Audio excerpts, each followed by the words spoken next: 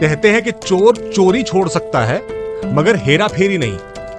कुछ लोगों को आदत पड़ जाती है, लत लग जाती है जिंदगी में हेरा फेरी करने की। हमारी आज की कहानी एक ऐसे किरदार के बारे में है जो हेरा फेरी करता है इनकम टैक्स डिपार्टमेंट के साथ, और फिर इनकम टैक्स डिपार्टमेंट किस तरह उसके पीछे पड़ता है और फिर दोनों में किस तरह चूहे बिल्ली वाली लड़ाई शुरू होती है। ये बात देखने और सुनने लायक है। तो चलिए शुरू करते हैं।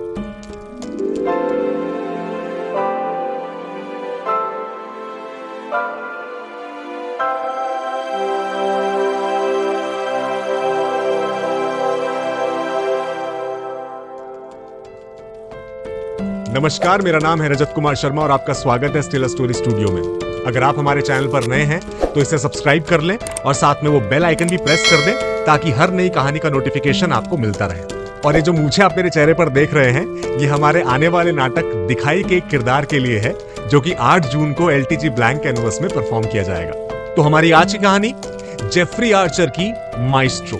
कहानी की शुरुआत होती है कहानी के सेंट्रल कैरेक्टर मारियो गम्बोती के डिस्क्रिप्शन से, जो कि इंग्लैंड में चेल्सी शहर में सबसे बड़ा इटालियन रेस्टोरेंट चलाते हैं। और उनका रेस्टोरेंट इतना फेमस है कि उस रेस्टोरेंट में एक टेबल बुक करने के लिए कभी कभी लोगों को एक महीने तक के लिए वेट करना पड़ता है। और मारियो गम्बोती ने अपने इस फेमस रेस्टोरेंट का नाम भी अपने नाम पर रखा हुआ है, मारियोज। और मारियोज की सबसे खास बात यह है कि मारियोज में आप जब भी जाएंगे आपको हर डिश, हर रेसिपी का एक ही टेस्ट मिलेगा। और दूसरा कि मारियो गम्बोती जो कि रेस्टोरेंट के ओनर हैं, खुद जाकर कस्टमर से, अपने गेस्ट से मिलते हैं और हर गेस्ट का, हर कस्टमर का नाम याद रखते हैं। चेल्सी के बड़े से बड़े बिजनेसमैन से लगाकर टॉप गवर्नमेंट ऑफिशियल्स तक सभी लोग मारियोज में लंच या डिनर करने का बहाना ढूंढते हैं, क्योंकि ऐसा इटालियन रेस्टोरेंट पूरे चेल्सी में कहीं नहीं है। रेस्टोरेंट की एक और खास बात कि सभी वेटर्स और सभी शेफ्स इटालियन हैं, जो कि मारियो गम्बोती के ही रिलेशन में या फिर जानकारी के लोगों में से आए हुए लोग हैं। तो वहां की रेसिपीज, वहां की डिशेस का एक ऐसा टेस्ट है जो आपको कहीं और नहीं मिलता। और यही वजह है कि ये रेस्टोरेंट साल में 2 मिलियन पाउंड्स का बिजनेस करता है। आप अंदाजा लगा सकते हैं कि 1 पाउंड, जिसकी आज की तारीख में कीमत है करीबन 105-106 रुपए, एक रेस्टोरेंट जो कि साल में 2 मिलियन पाउंड्स का बिजनेस करता हो, कितनी कमाई करता होगा। लेकिन हैरानी की बात यह है कि इस 2 मिलियन पाउंड की कमाई में से मारियो गम्बोती अपना प्रॉफिट इनकम टैक्स डिपार्टमेंट को दिखाते हैं सिर्फ और सिर्फ 2 लाख पाउंड। मतलब कि अपनी टोटल कमाई का केवल 10% हिस्सा वो दिखाते हैं कि उन्हें प्रॉफिट होता है, जो अल्टीमेटली उनकी जेब में जाता है। और यही बात इनकम टैक्स डिपार्टमेंट के एक ऑफिसर डेनिस कार्टराइट की नजर में आ जाती है। वो जब मारियोस की सारी किताबें खंगालते हैं तो देखते हैं कि वाकई में मारियो ने जितनी भी अर्निंग्स डिक्लेयर की हैं, जितने भी अपने एक्सपेंसेस दिखाए हैं, वो सब ठीक हैं। लेकिन भला ऐसा कैसे हो सकता है कि शहर का सबसे फेमस इटालियन रेस्टोरेंट, जो कि साल में 2 मिलियन पाउंड कमा रहा हो, अपना प्रॉफिट अल्टीमेटली केवल और केवल 2 लाख पाउंड दिखा रहा है। और इसीलिए डेनिस कार्टराइट लग जाते हैं अब मारियो गम्बोती के पीछे। कुछ ही दिनों में वो मारियोज में एक टेबल बुक करते हैं, जिसे बुक करने के लिए उन्हें करीबन 25 दिन का इंतजार करना पड़ता है। अपनी वाइफ के साथ वहां जाते हैं, लंच करते हैं। तो जब रेस्टोरेंट में वो नजर दौड़ाते हैं, देखते हैं कितने कस्टमर्स बैठे हैं, कितने कस्टमर्स को मारियोज के वेटर्स सर्व कर रहे हैं, तो उन्हें अंदाजा लगता है कि ठीक है कि दिन में जितने कस्टमर्स ये लोग डिक्लेयर कर रहे हैं, शायद उतने ही कस्टमर्स इस वक्त यहां हैं।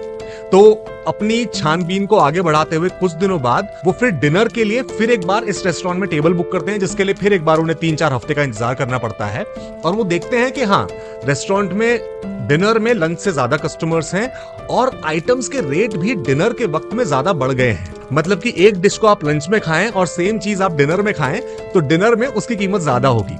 लेकिन वो डिफरेंस इतना ज्यादा नहीं था कि उसे कहीं से भी आप इनकम टैक्स का कोई फ्रॉड काउंट कर सकें। और डेनिस कार्टराइट समझ जाते हैं कि कुछ ना कुछ तो है जो मारियो गम्बोती कर रहा है। और भी उनकी नजर जाती है बिलिंग काउंटर की तरफ, जहां बड़े बड़े अक्षरों में लिखा था नो कार्ड्स एक्सेप्टेड। मतलब कि किसी भी तरह का कोई क्रेडिट कार्ड या डेबिट कार्ड वो एक्सेप्ट नहीं करते हैं। तो क्या एक्सेप्ट करते हैं? सिर्फ कैश और चेक। और यहां से डेनिस कार्टराइट का शक यकीन में बदलने लगता है कि वाकई में मारियो गम्बोती कोई ना कोई खेल कर रहा है। और अगले दिन वो अपनी कार लगा देते हैं मारियोस के बैक साइड एंट्री के गेट के पास और कार में से ही ऑब्जर्व करते हैं कि इस रेस्टोरेंट में कौन कौन आता है, किस किस तरह की ट्रांजैक्शंस होती हैं। और वो देखते हैं कि सामने वाले गेट से तो कस्टमर्स एंटर करते हैं, एग्जिट करते हैं, स्टाफ के लोग आते जाते हैं, लेकिन पीछे वाले गेट से कौन कौन जाता है। तो पीछे वाले गेट से वो देखते हैं कि शेफ्स बाहर निकलते हैं, अंदर जाते हैं, खाने का सामान आता है, जितना भी रेस्टोरेंट में यूज होने वाला रॉ मटेरियल है वो सारा वहां से जाता है। और साथ में एक लॉन्ड्री की वैन आती है, मार्को पोलो लॉन्ड्री के नाम से। मार्को पोलो लॉन्ड्री की इसी वैन में मारियोस के जितने भी टेबल कवर हैं और नैपकिन्स हैं वो सब के सब वॉश होने के लिए जाते हैं। तो मतलब एक दिन में जितने भी टेबल कवर्स और नैपकिन्स यूज होते हैं वो उन्हें मार्को पोलो भेजते हैं और नए फ्रेश टेबल कवर्स और नैपकिन्स अगले दिन के लिए इस्तेमाल करते हैं। अगले दिन फिर वो टेबल कवर्स धुल के आते हैं और ऑल्टरनेट डेज पर वो इस तरह से अपने टेबल कवर्स और नैपकिन यूज करते हैं। तो अब डेनिस कार्टराइट डिसाइड करते हैं कि वो जाएंगे मार्को पोलो लॉन्ड्री के ऑफिस और जाकर देखेंगे कितने टेबल कवर्स और कितने नैपकिन्स मारियोस रेस्टोरेंट से इनके पास आ रहे हैं। तो अगले दिन वो पहुंच जाते हैं मार्को पोलो लॉन्ड्री के यहाँ और उन्हें जरा भी शक नहीं होने देते कि किसी भी तरह का स्पेशल इन्वेस्टिगेशन है। वो कहते हैं कि भाई बहुत ही एक रेगुलर सा इंस्पेक्शन है, हमें सिर्फ आपकी अकाउंट बुक्स देखनी है और उसके बाद हम चले जाएंगे। और फिर अकाउंट बुक्स देखते देखते उनके सामने नाम आता है मारियोस रेस्टोरेंट का और वो देखते हैं कि मारियोस, जो कि दिन के 120 टेबल कवर्स और 300 नैपकिन डिक्लेयर करता है कि उनके यहाँ यूज होते हैं, और उसी के हिसाब से कैलकुलेशन करके वो साल भर का 2 मिलियन पाउंड का रेवेन्यू शो कर रहा है। एक्चुअल में वो एक साल में 3000 टेबल कवर और 45,000 नैपकिन्स मार्को पोलो लॉन्ड्री में एक्स्ट्रा भेजता है। 3000 टेबल कवर और 45,000 नैपकिन। 45,000 नैपकिन का मतलब 45,000 कस्टमर्स जो कि साल में उनके पास एक्स्ट्रा में आते हैं, जिन्हें उनकी कोई भी अकाउंट बुक रिकॉर्ड नहीं करती।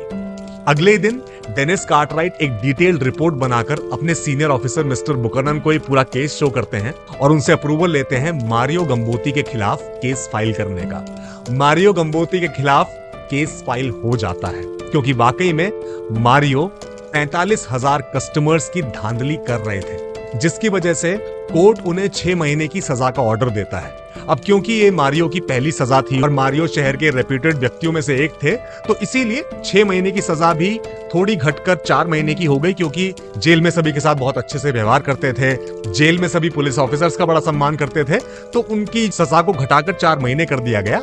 और 4 महीने बाद जेल से निकलकर वो सीधा आ पहुंचे अपने रेस्टोरेंट में। उनका बड़ा बेटा खुद उनकी फेवरेट फरारी में उन्हें जेल से रेस्टोरेंट लेकर आया और घर जाने की जगह सबसे पहले वो आए अपने प्यारे रेस्टोरेंट में, क्योंकि रेस्टोरेंट से ज्यादा प्यारा, अपने काम से ज्यादा प्यारा मारियो गम्बोती के लिए कुछ और नहीं था। रेस्टोरेंट के कस्टमर्स ने जब इतने दिनों बाद मारियो को देखा तो वो उनकी सेहत को देखकर थोड़े फिक्रमंद हुए, क्योंकि मारियो थोड़ा सा वजन लूज कर चुके थे क्योंकि वो जेल में थे। लेकिन ये बात लोगों को बताई नहीं गई थी वो जेल में है।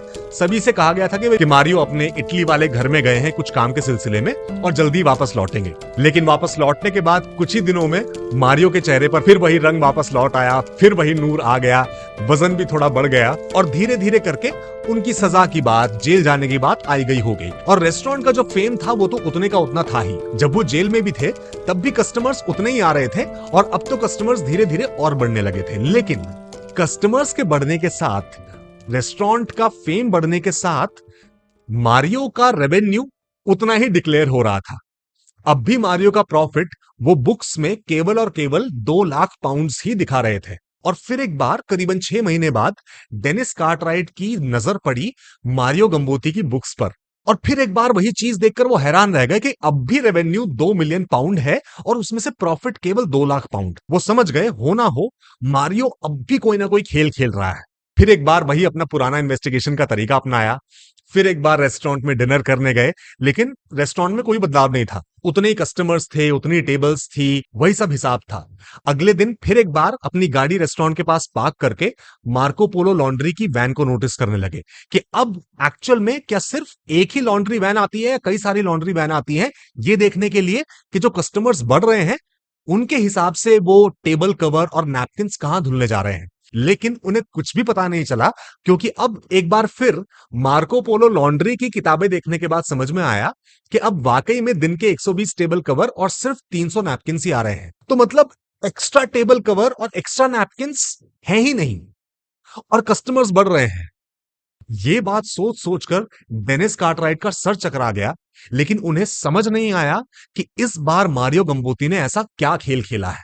और कहानी के अंत में जेफरी आर्चर बड़ी खूबसूरती के साथ लिखते हैं कि इस बार मारियो गम्बोती ने अपना खेल बाहर की किसी लॉन्ड्री के साथ खेला ही नहीं, उन्होंने रेस्टोरेंट के अंदर ही एक इंटरनल लॉन्ड्री सेट कर दी। कैसे? उनके वेटर्स और उनके शेफ्स, जो कि सभी इटालियन थे, उन्हीं के जानकारी और रिश्तेदारी में से थे, उन सभी के घरों में उन्होंने एक एक नई वॉशिंग मशीन गिफ्ट कर दी उनकी पत्नियों के लिए, ताकि वो एक्स्ट्रा टेबल कवर और एक्स्ट्रा नैपकिन जो रेस्टोरेंट से निकलते थे, अब वो सीधा जाकर इन सबके घरों में धुले, वापस आए और रेस्टोरेंट में यूज हो जाएं, और इसी बहाने उनकी पत्नियां भी कुछ एक्स्ट्रा पॉकेट मनी अर्न कर लें और बाहर कभी किसी को पता ना चले कि मारियोज रेस्टोरेंट के एक्स्ट्रा टेबल कवर और एक्स्ट्रा नैपकिंस आखिर जा कहां रहे हैं।